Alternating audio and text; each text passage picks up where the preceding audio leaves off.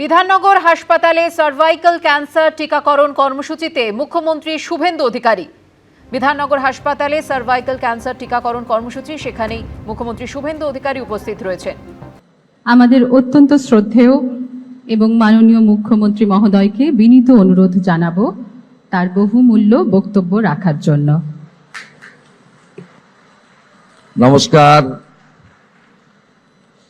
ভারত মাতাকে প্রণাম জানিয়ে আজকের এই যে শুভ উদ্যোগ, শুভ প্রচেষ্টা, তার সঙ্গে যুক্ত সমস্ত স্বাস্থ্যকর্মী, চিকিৎসক, স্বাস্থ্য বিভাগ এবং যারা মাননীয় প্রধানমন্ত্রী নরেন্দ্র মোদীজির উদ্যোগে দেশব্যাপী এই বিশেষ সুবিধা গ্রহণ করছেন, আমাদের 14 বছর বয়সী কিশোরী বোনেদের আমি আন্তরিক ধন্যবাদ এবং অভিনন্দন জানাচ্ছি পশ্চিমবঙ্গ সরকারের পক্ষ থেকে। আজকে আমাদের এই শুভ অনুষ্ঠানে উপস্থিত আছেন এই রাজ্যের অত্যন্ত একজন বিশিষ্ট ব্যক্তিত্ব, কয়েক দশক ধরে বাংলা বাঙালি পশ্চিমবঙ্গের যিনি শুভচিন্তক, মাননীয় রাজ্যসভার সাংসদ শ্রমিক ভট্টাচার্য মহোদয়। আমি মাননীয় শ্রমিক দাকে আন্তরিক কৃতজ্ঞতা জানাবো, তিনি পশ্চিমবঙ্গ সরকারের এই মহতী উদ্যোগের শুভ সূচনায় তার মূল্যবান সময় থেকে বেশ খানিকটা সময় আমাদের দিয়েছেন। আমাদের রাজ্যের মুখ্য সচিব, এই রাজ্যের সিনিয়র আইএস, দক্ষ এবং কাজের মানুষ মনোজ আগরওয়ালজি আছেন। আমার দুজন এমএলএ কলিগ এখানে এসেছেন, যারা চিকিৎসা জগতে অত্যন্ত বিখ্যাত ব্যক্তিত্ব, অঙ্কোলজির উপরে যারা সকলের কাছে সমাদৃত, শুধু চিকিৎসক নন, তারা আজকে মানুষের আশীর্বাদে বিধায়কও বটে। মাননীয় ডাক্তার শরদ্দত্ত মুখার্জি, যিনি এই এলাকারও বিধায়ক বটে, এবং আমাদের তরুণ নেতা বিধায়ক ডাক্তার ইন্দ্রনীল খান। স্বাস্থ্য ও পরিবার কল্যাণ দপ্তরের প্রধান সচিব রয়েছেন, উত্তর 24 পরগনার মাননীয় জেলা শাসক মহোদয়া রয়েছেন, আমাদের বিধাননগর কর্পোরেশনের কমিশনার রয়েছেন, বিধাননগরের এসডিও রয়েছেন, আমাদের এখানকার মুখ্য স্বাস্থ্য আধিকারিক, সুপার সহ সমস্ত স্বাস্থ্য আধিকারিক বৃন্দ এবং প্রেস মিডিয়ার বন্ধুরা রয়েছেন।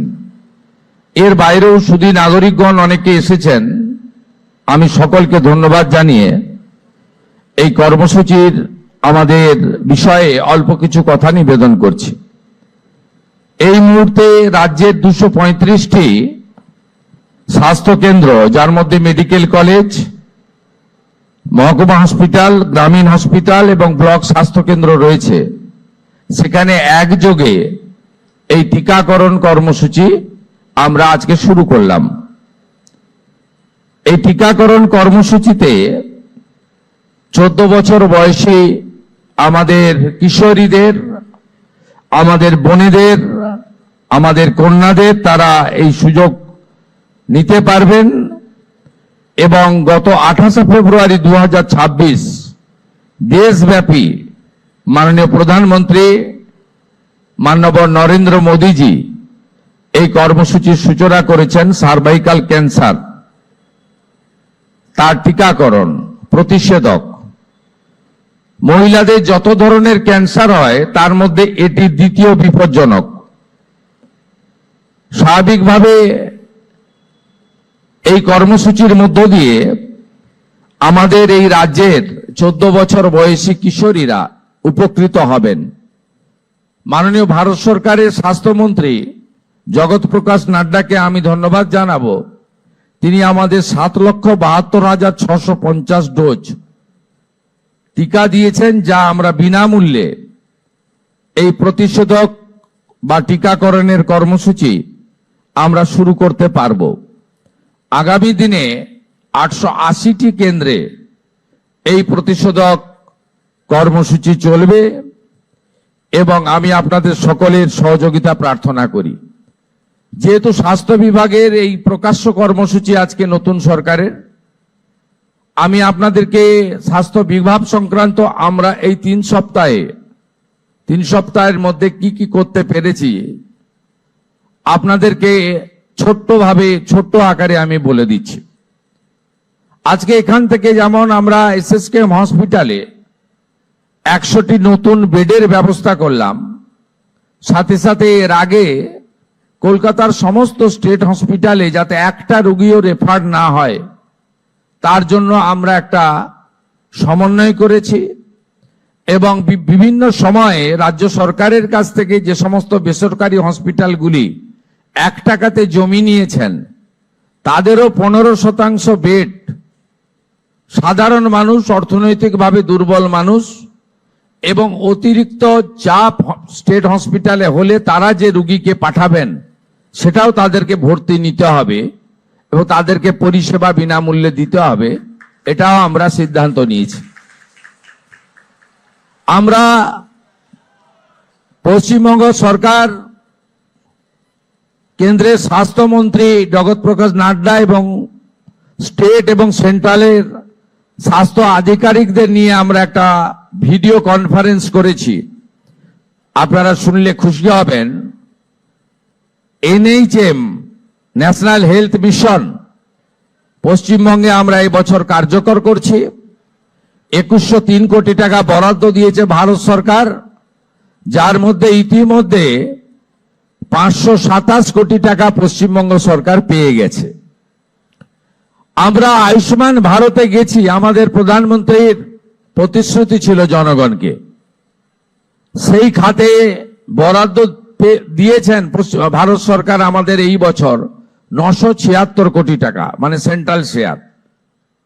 আমি আপনাদের কাছে আনন্দের সঙ্গে ঘোষণা করছি, গতকাল স্বাস্থ্য সচিব এবং মুখ্য সচিবের সঙ্গে চিঠিপত্র আদান প্রদান হয়েছে। আমরা 1,36,00,000 পরিবারের প্রায় 6 কোটিরও বেশি মানুষকে আয়ুষ্মান ভারতের আওতায় পশ্চিমবঙ্গে আনছি। 1,36,00,000 পরিবার এবং 6 কোটির বেশি মানুষকে 5 লক্ষ টাকা পর্যন্ত গোটা ভারতে, কাশ্মীর থেকে কন্যাকুমারী, কোচবিহার থেকে কাঁথি, দার্জিলিং থেকে দীঘা, ভেলোরের সিএমসি থেকে মুম্বাই টাটা ক্যান্সার হসপিটাল, সমস্ত এইমস থেকে সব জায়গায় আপনারা এই আয়ুষ্মান ভারতের সুবিধা আগামী দিনে পেতে চলেছেন। এমনকি পেটের দায় যারা পরিযায়ী শ্রমিক হিসেবে বাইরের রাজ্যে থাকেন, কর্মসূত্রে থাকেন, তারাও শিক্ষাসূত্রে থাকেন, তারাও আয়ুষ্মান ভারতের সুযোগ পাবেন, গ্রহণ করবেন। এই যুগান্তকারী সিদ্ধান্ত আমরা ইতিমধ্যে গ্রহণ করেছি। আমাদের হসপিটালগুলির নাম হবে আয়ুষ্মান মন্দির। এই আয়ুষ্মান মন্দিরে আমরা সবাইকে চিকিৎসা দেব এবং আপনাদের যদি মাসে 1000 টাকা ওষুধ কেনায় খরচ হয়, আমরা 100 টাকায় আপনাদেরকে ওষুধ দেব। 467টিতে প্রধানমন্ত্রী জন ঔষধি কেন্দ্র পশ্চিমবঙ্গে চালু হতে চলেছে এবং দুরারোগ্য ব্যাধির জন্য 50 থেকে 80% ভর্তুকিতে অমৃত প্রকল্প পশ্চিমবঙ্গে চালু হতে চলেছে, যাতে ক্যান্সার সহ দুরারোগ্য ব্যাধির যে ওষুধপত্র রয়েছে আপনারা সেই ওষুধপত্র ভর্তুকি মূল্যে পেতে পারেন। আপনাদের সরকার আপনাদের পাশে, আপনারা আমাদের সহযোগিতা করুন এবং আমরা স্বাস্থ্য ক্ষেত্রে আরো ডাক্তার, আরো স্বাস্থ্যকর্মী, আরো নার্স সিনিয়র এবং জুনিয়র, আরো আমাদের যারা টেকনিক্যাল অ্যাসিস্ট্যান্ট রয়েছে, এই নিয়োগও স্বচ্ছতার সঙ্গে মেধা অনুযায়ী 100 পয়েন্ট রোস্টার মেনে একাডেমিক এবং কৃতি যারা আছেন তাদেরকে আমরা নিয়োগের ব্যবস্থা করছি। তাই রেফারের সংখ্যা কমবে এবং আমাদের পশ্চিমবঙ্গ নতুন করে সেজে উঠবে। আমরা উত্তরবঙ্গে একটি এইমস করার জন্য জায়গা নির্বাচনের কাজ করছি। প্রধানমন্ত্রীর যে কস্ট শেয়ারিং ভিত্তিতে জেলায় জেলায় একটি মেডিকেল কলেজ এই রাজ্যে অনেকগুলি জেলায় সম্পূর্ণ হয়েছে, 4টি জেলা বাদ ছিল, আলিপুরদুয়ার, কালিম্পং, দক্ষিণ দিনাজপুর এবং পশ্চিম বর্ধমান। ওখানেও আমরা জমি চিহ্নিত করে প্রস্তাব ভারত সরকারকে পাঠাচ্ছি, যাতে পশ্চিমবঙ্গের কোনো একটি জেলাও মেডিকেল কলেজের সুযোগ থেকে বঞ্চিত না থাকে। এটাই এই সরকারের লক্ষ্য এবং উদ্দেশ্য। আপনাদের অনুরোধ করব, দালাল চক্র, মুমূর্ষ রোগীকে রেফার, এই ধরনের অভিযোগ থাকলে আপনারা আমাদের করবেন।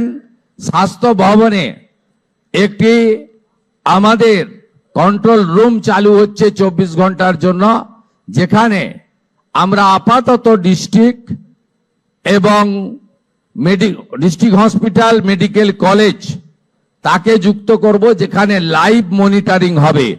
হসপিটালে দালাল চক্র আছে কিনা, হসপিটালে ডাক্তারবাবুরা আছেন কিনা, রোগীরা বেডে আছেন না অন্য জায়গায় আছেন, হসপিটালের মধ্যে কুকুর বিড়াল ঘুরে বেড়াচ্ছে কিনা, হসপিটাল নোংরা কিনা, এটা আমরা সরাসরি দেখব। তার জন্য আমরা পেশাদার লোকজনকে রাখছি এবং জিরো টলারেন্স। নিশ্চিন্ত থাকুন আপনারা। ইতিমধ্যে কলকাতা মেডিকেল কলেজের একটি মুমূর্ষ রোগীকে রেফার করার জন্য এমএসভিপি কে সাসপেন্ড করা হয়েছে।